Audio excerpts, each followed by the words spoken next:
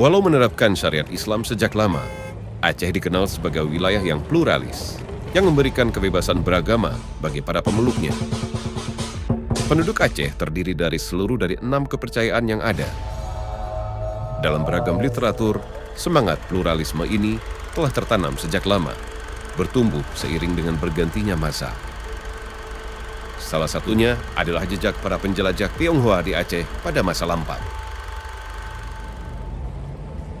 Saat ini, komunitas Tionghoa berdiam di kantung-kantung pemukiman pecinan.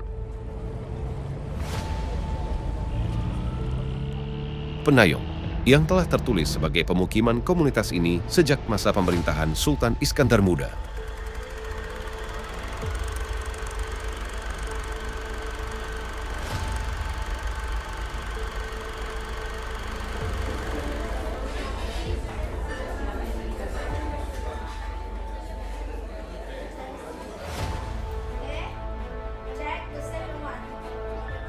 Lonceng ini diberi nama Lonceng Cakradonya, menjadi salah satu bukti utama tentang hubungan bilateral antara Aceh dan Kekaisaran Cina. Dibawa oleh Laksamana Cheng Ho ke Samudra Pasai pada abad ke-15 sebagai hadiah persahabatan dan kemudian dipindahkan ke Kutaraja pada tahun 1915 oleh Belanda.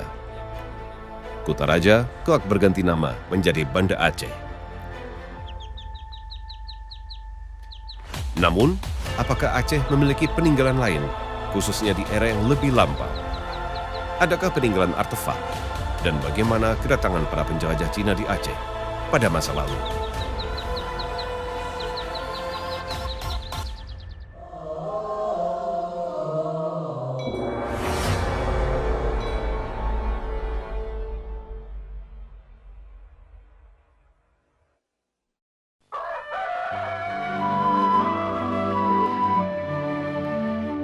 Sungai ini diberi nama Krung Neng, atau berarti Sungai Neng.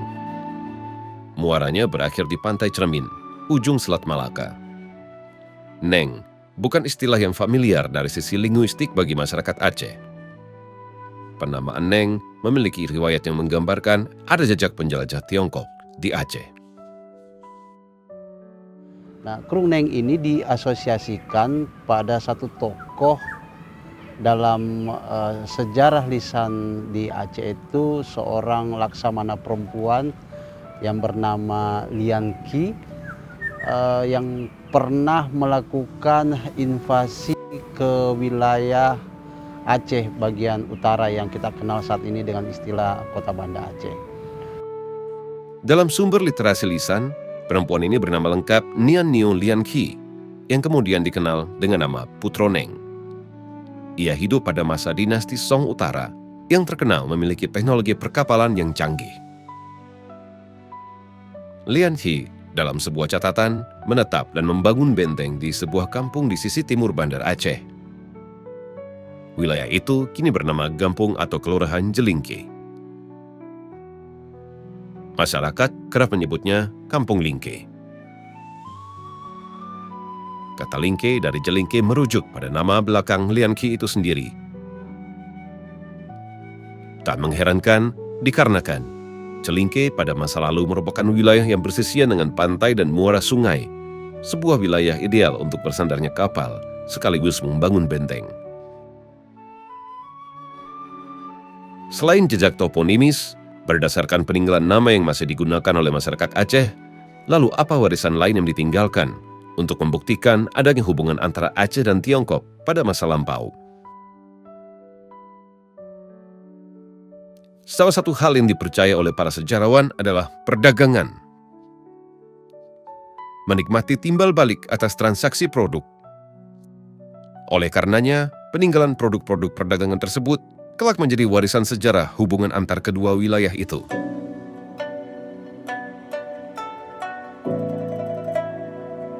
Tentang relasi antara Tiongkok dengan Aceh di masa lalu, itu salah satu pembuktiannya adalah temuan keramik-keramik kuno yang dibawa oleh para pedagang pada masa dinasti tertentu di Cina sana atau Tiongkok sana.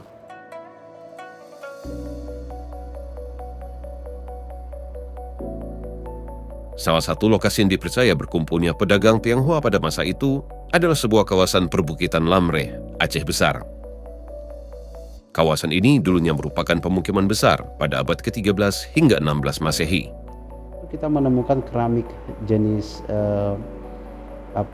porselin hijau yang kita sebut dengan istilah seladon. Jadi orang-orang arkeolog yang khusus mengenai keramik itu mengenal ini sebagai jenis keramik atau porselin seladon. Yang dimaksud itu adalah hijaunya. Nah, dari sisi bahan baku itu jenis batuannya adalah dari jenis batu kaolin, ya, warnanya putih. Nah, ini tingkat pembakarannya yang sangat tinggi. Adanya peninggalan keramik pada abad ke-13 di wilayah tersebut yang diyakini sebagai adanya relasi perdagangan yang muncul saat itu antara Aceh dan Tiongkok, khususnya pada dinasti Song. Nah, ini ada motifnya bunga teratai atau lotus yang memang sangat digandrungi sebagai ornamen yang sifatnya sakral. Jadi ini sejenis gelas, ya. Ini bukan mangkuk. Ini seperti gelas atau cangkir. Nah, ini ada mangkuknya. Ini mangkuk.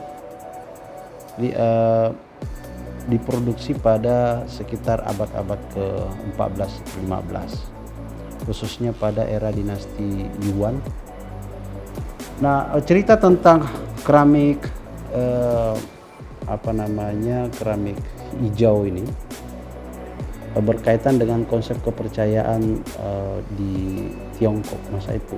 Jadi mereka meyakini warna-warna ini adalah warna-warna yang memberikan aspek spiritual seperti dunia-dunia dewa dan kemakmuran.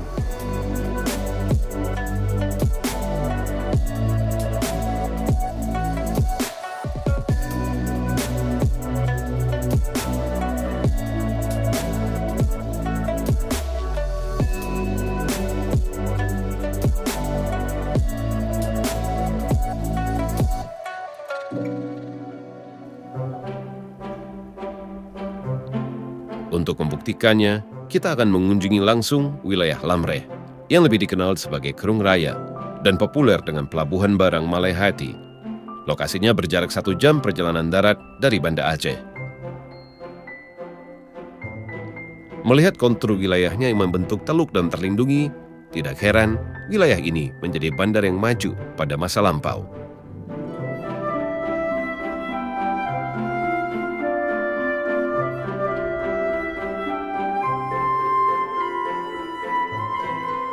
Keramik Cina yang ada di Teluk Lamuri ini yang kita kenal dengan istilah pelabuhan Malayhati, merupakan wilayah yang menjadi pintu perdagangan di mana peradaban besar pada masa-masa tersebut bertemu. Misalnya peradaban dari India, kemudian peradaban Cina, peradaban dari dunia Timur Tengah atau Arab. Mereka menjadikan wilayah Lamuri ini sebagai tempat pertemuan. Di para pedagang berkumpul di sini melakukan jual beli dan memasarkan produk-produk dari tempat-tempat mereka. Nah, ini menunjukkan bahwa posisi Lamreh secara umum sangat menguntungkan secara geografis, sekaligus memudahkan para pedagang-pedagang asing tersebut melakukan jual beli. Kenapa? Karena mereka tidak perlu lagi ke India untuk memasarkan produk-produknya, dan orang-orang di India juga tidak perlu memasarkan produknya langsung ke wilayah Cina, yang tentu membutuhkan masa yang sangat lama dan biaya yang lebih besar tentunya. Di ketika menjadikan daerah ini sebagai basis perdagangan antar bangsa itu, sehingga biaya atau konsumsi ekonominya akan lebih murah. Keramik-keramik ini dipercaya terangkat dari dasar laut yang dulunya merupakan daratan dengan berbagai fenomena alam. Salah satunya adalah tsunami.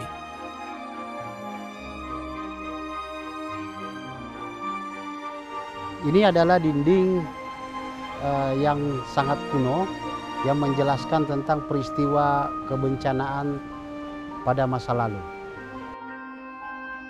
Dinding ini merekam peristiwa terdepositnya tinggalan arkeologis yang menceritakan bahwa pemukiman di sini sudah ada sejak era dinasti Yuan, yaitu sekitar tahun 1300. Dan rekaman dari peristiwa tsunami menjelaskan bahwa ada catatan tsunami kembar antara tahun 1300 dan tahun 1400 Masehi. Itu artinya ada sekitar 700 tahun lebih peristiwa ini direkam oleh dinding yang saat ini terancam oleh tergerus ombak dari Laut Selat Malaka.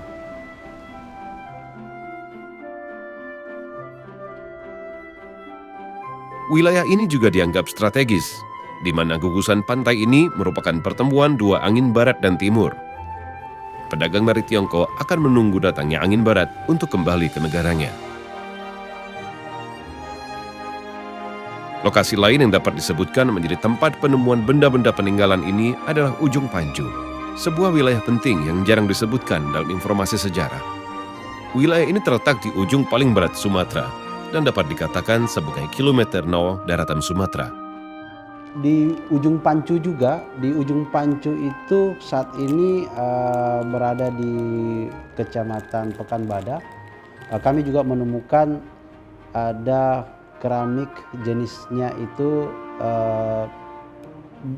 biru kehijauan. Nah ini juga umum digunakan pada masa dinasti Song, ya, sekitar tahun 1100-an. Nah ini adalah bentuknya vas bunga, ya, ramping. Fungsinya itu kemungkinan sebagai wadah untuk pil-pil, sesuatu tempat lah yang digunakan pada masa itu. Ini sangat bagus bahannya dan masih utuh.